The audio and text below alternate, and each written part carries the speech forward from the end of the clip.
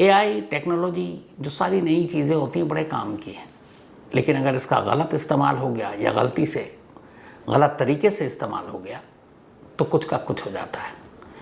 कैसे महाराष्ट्र और मध्य प्रदेश दो राज्यों की पुलिस की वजह से एक मुर्दा जिंदा हो गया और एक जिंदा मुर्दा, ये पूरी कहानी आपको सुनाऊं उससे पहले आज पंजाब के मोहाली से एक दिल दहला देने वाली तस्वीर आई थी।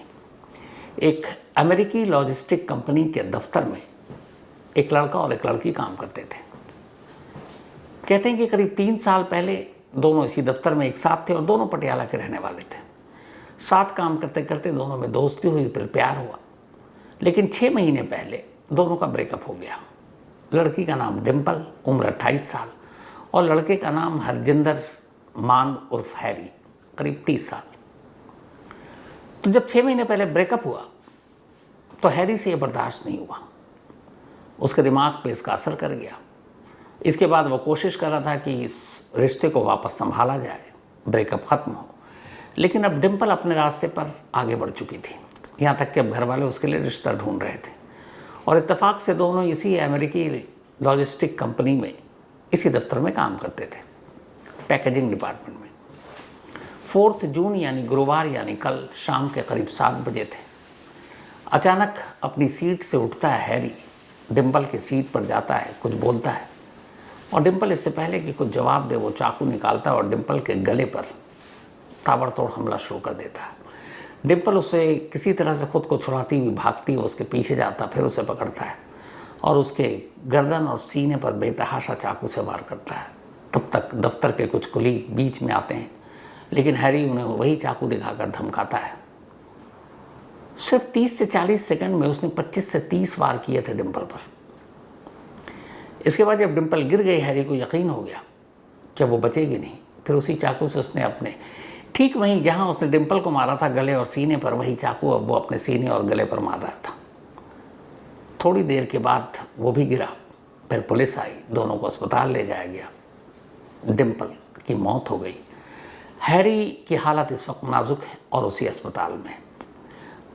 मोहाली पुलिस के हिसाब से हैरी यहाँ अकेला रहता था, उसके पेरेंट्स माँ बाप यूएस में हैं। उन्हें खबर दे दी गई है, अमेरिका से वापस लौट रहे हैं वो। पुलिस इंतज़ार कर रही है कि वो होश में आए, ठीक हो तो पूछताछ करें, लेकिन डॉक्टरों के हिसाब से उसकी हालत नाजुक है।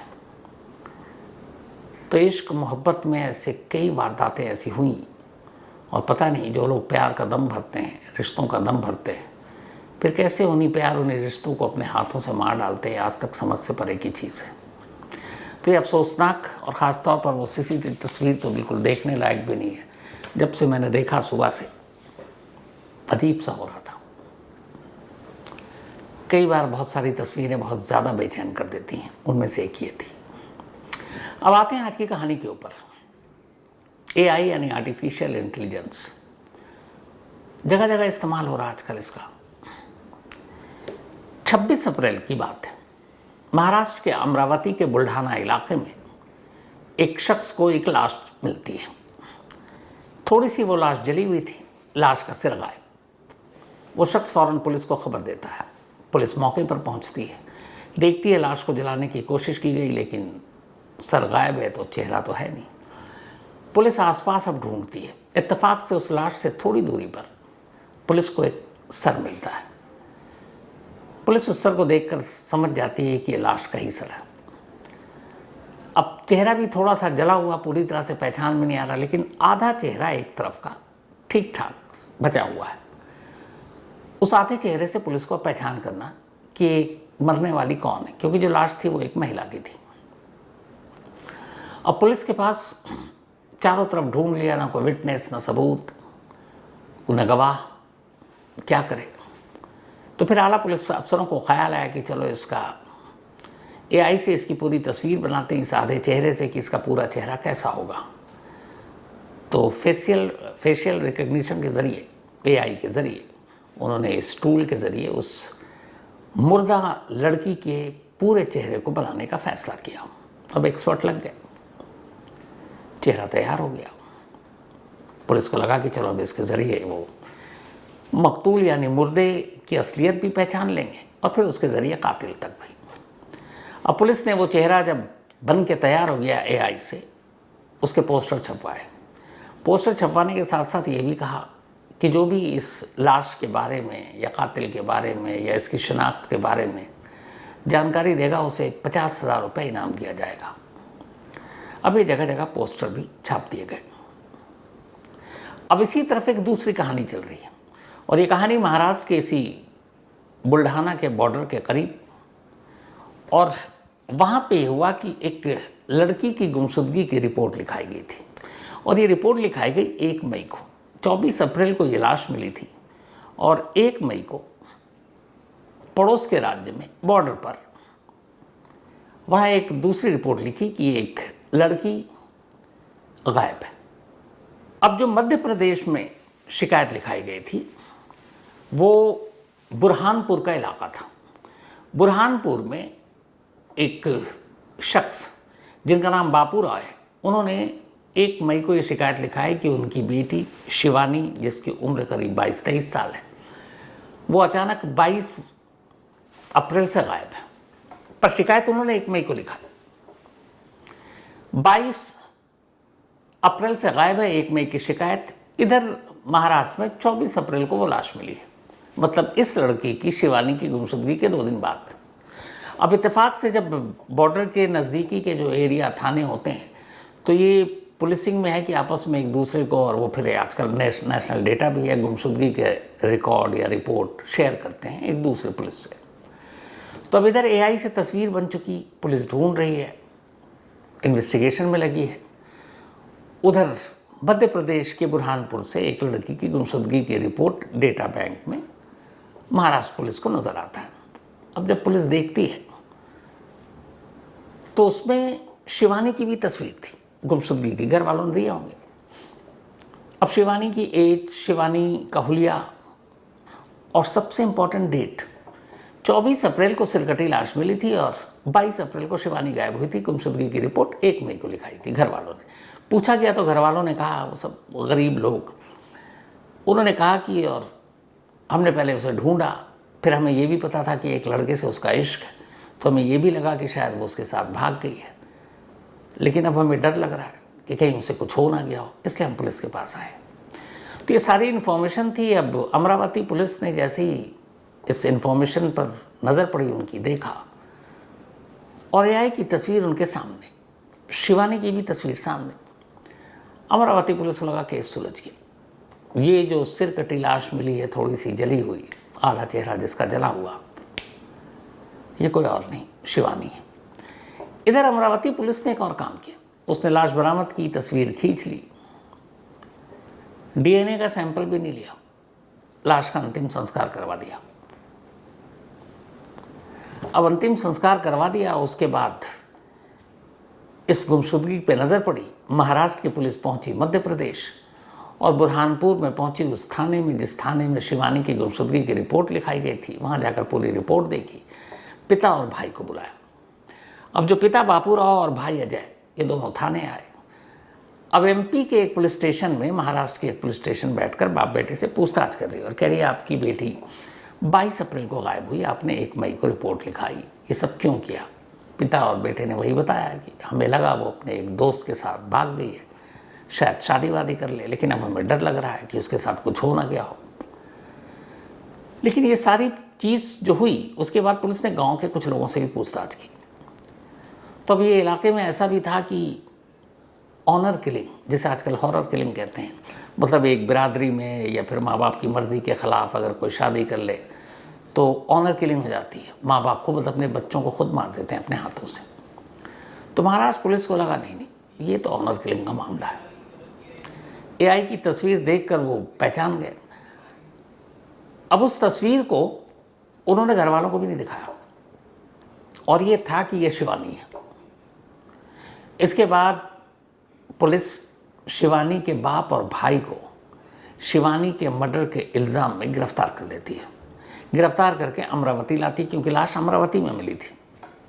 अमरावती लाने के बाद अब पुलिस एक केस बनाती है, एफआईआर दर्ज करती है कि शिवानी को उसके ही बाप और भाई ने इसलिए मार डाला क्योंकि वो किसी और से प्यार करती थी। बाप और भाई को ये बर्दाश्त नहीं था, और ये एक ऑनर किलिंग या हॉरर किलिंग का केस है। बाकायदा केस बना, पुलिस कस्टडी ली कोर्ट से दोनों को, पुलिस कस्टडी ख़त्म हुई, फिर दोनों को जेल भेज दिया। अब दोनों जुडिशल कस्टडी में जेल पहुंच गए,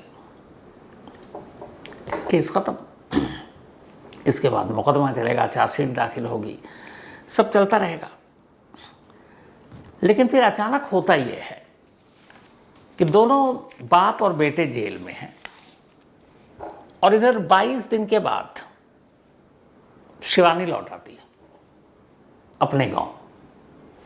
वो शिवानी जिसे महाराष्ट्र पुलिस ने मुर्दा डिक्लेयर कर दिया है, जिसकी बाकायदा एआई से तस्वीर बनाई गई और कहा गया कि यही शिवानी है जिसकी सिरकटी लाश मिली थी, चेहरा हूबहू मैच कर रहा है, और उसी के कत्ल के इल्ज़ाम में उसी के बाप और भाई को अंदर कर दिया और वो जेल में। वो शिवानी भूत बनकर नहीं बल्कि सचमुच जिंदा वापस लौट आई अपने गांव में। अब जिस दिन शिवानी लौटी वो तारीख थी 27 मई। गायब हुई थी 22 अप्रैल को, 1 मई को रिपोर्ट लिखाई गई, 24 अप्रैल को सिरकटी लाश मिली थी। बाप और भाई को पुलिस ने 5 मई को ही गिरफ्तार कर लिया था। तो बाप और भाई की गिरफ्तारी के 22 दिन के बाद 27 मई को शिवानी अपने गांव लौट आती है।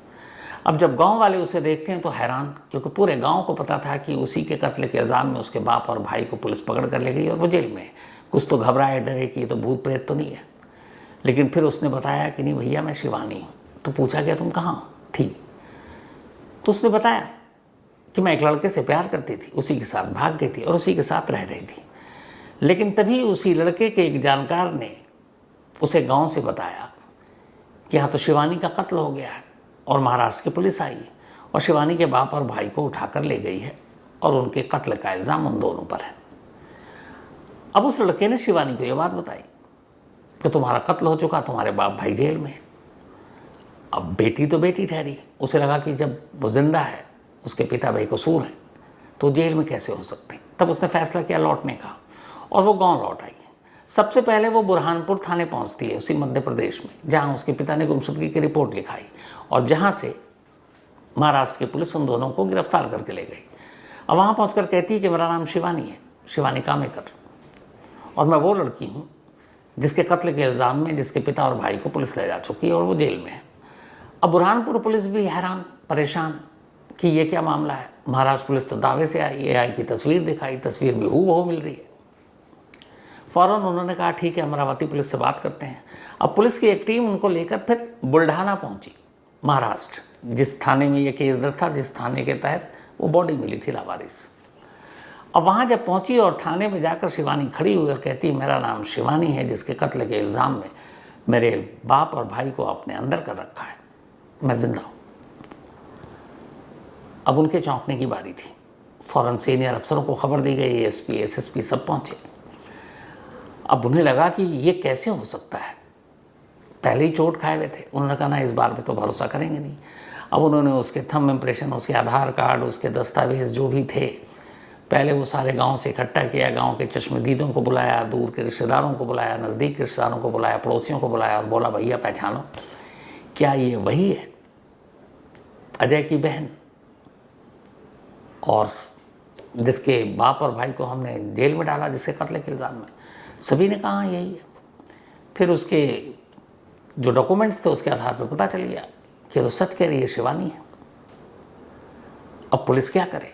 पुलिस को गलती का एहसास हुआ और सबसे बड़ी गलती ये थी कि उस एआई टूल से जिससे तस्वीर बनाई उसने तस्वीर ही गलत बना दी।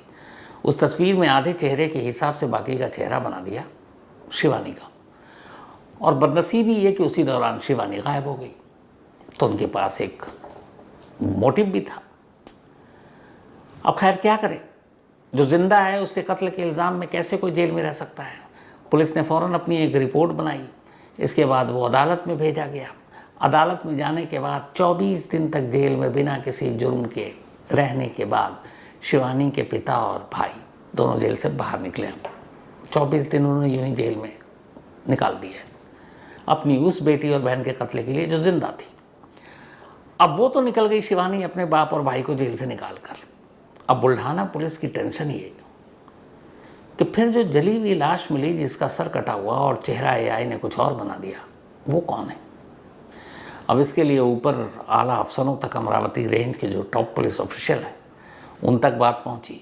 बात बड़ी अजीब थी, क्योंकि ये जांच में एक लापरवाही थी, बिना किसी सबूत, बिना किसी नतीजे, और फिर जिस लाश को जलाई आपने उसका डीएनए तक का वेट नहीं किया और आपने किसी और को, बेचारे को, बेकसूर को उठा लिया। तो फिलहाल कहानी का क्लाइमेक्स ये है कि अभी भी बुल्ढाना पुलिस या अमरावती पुलिस ये पता नहीं कर पाई है कि जो लाश 24 अप्रैल को मिली थी वो किस लड़की की है। आसपास के सारे मिसिंग रिपोर्ट भी अब देख रहे हैं बड़े तसल्ली और अब तो संभल कर, लेकिन उस कत्ल का राज छोड़िए खुलना, अभी मरने वाली कौन है उसकी शिनाख्त भी नहीं हो पाई है। तो ये थी आज की कहानी।